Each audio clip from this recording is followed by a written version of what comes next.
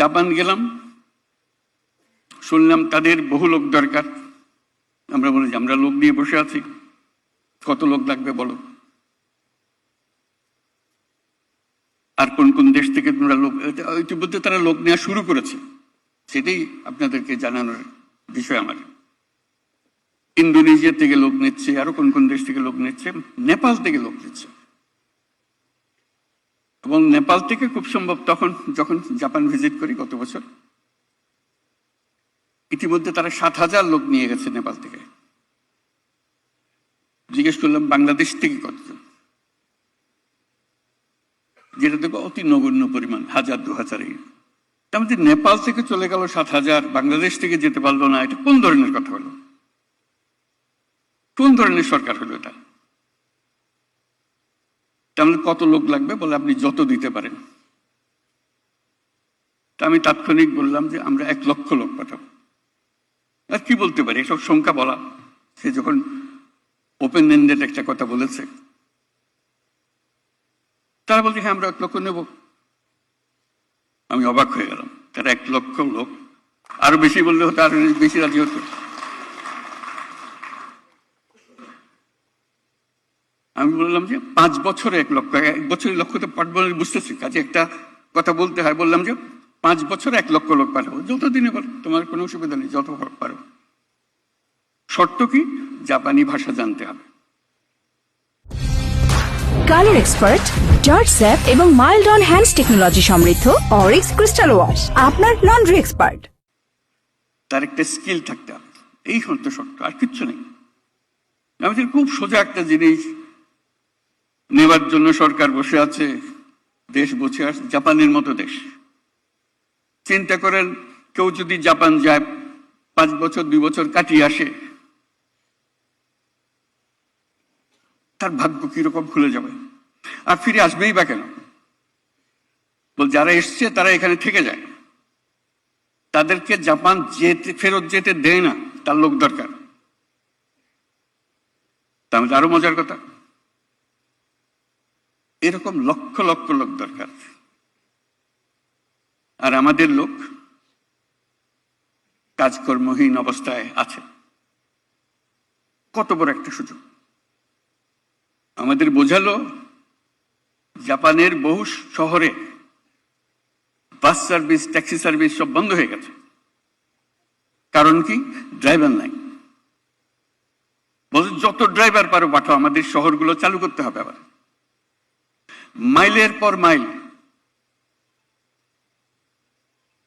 গ্রামীণ এলাকা ফাঁকা পড়ে আছে। আগে কৃষি কাজ হতো, কৃষিতে খুব উন্নত দেশ সেটা, তারা they are very proud of their agriculture. জনশূন্যবিহীন, মানুষ নাই, জন নাই, বাড়িগুলো শূন্য পড়ে আছে, ট্রাক্টর ইকুইপমেন্ট সমস্ত পড়ে আছে। তোমরা লোক পাঠাও, এগুলো যাতে আপনারা চালু করতে পারে। সেই কথার সূত্র ধরে বহু লোক আসা যাওয়া করলো, জাপান থেকে আসলো, জাপানি যারা নিয়ে যাবে তারা আসলো, তাদের সঙ্গে বৈঠক করলাম।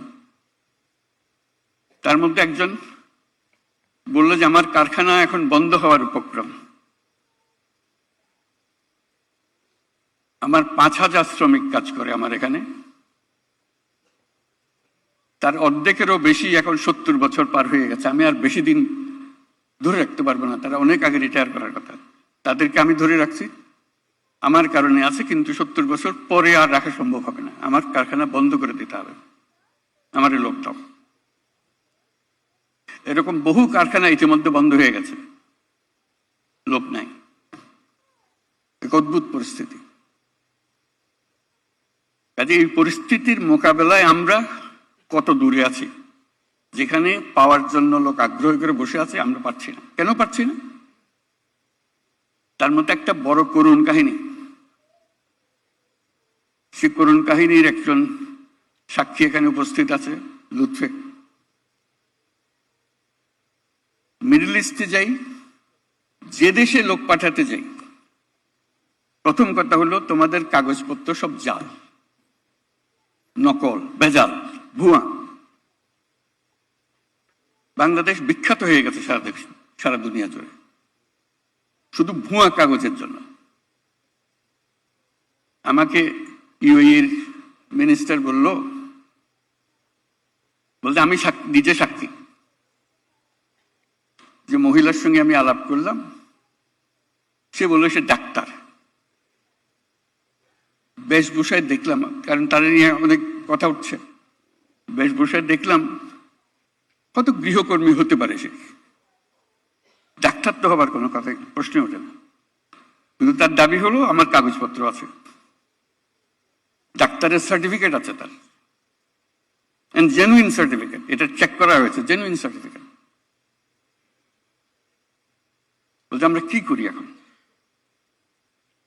অবশেষে তারা বাংলাদেশ থেকে লোক নেওয়া বন্ধ করলো। আপনাদের হয়তো মনে আছে, একেবারে টোটালি সিল, বাংলাদেশে কোনো লিখিত মানে সব কাগজ ভুয়া। এক জালিয়াত জাতি হিসেবে আমরা পরিচিত হয়ে গেছে। লুৎফে বহুবার গেছে মাপ চাইবার জন্য, যাদেরকে মাফ করে দাও, সামনের থেকে এটা ঠিক হয়ে যাবে। তাকে বারবার পাঠাচ্ছি, বারবার গিয়ে সে অনুরোধ করছে, আমরা এরপর থেকে নিজেরা চেক করে দেব। ওরা বলছে না, এই সিদ্ধান্ত আমরা পাল্টাতে পারবো না, কারণ আমাদেরকে এত ঠকানি ঠকাইছে এই পর্যন্ত, প্রতিটি কাগজ ভুয়া। এই হলো অবস্থা।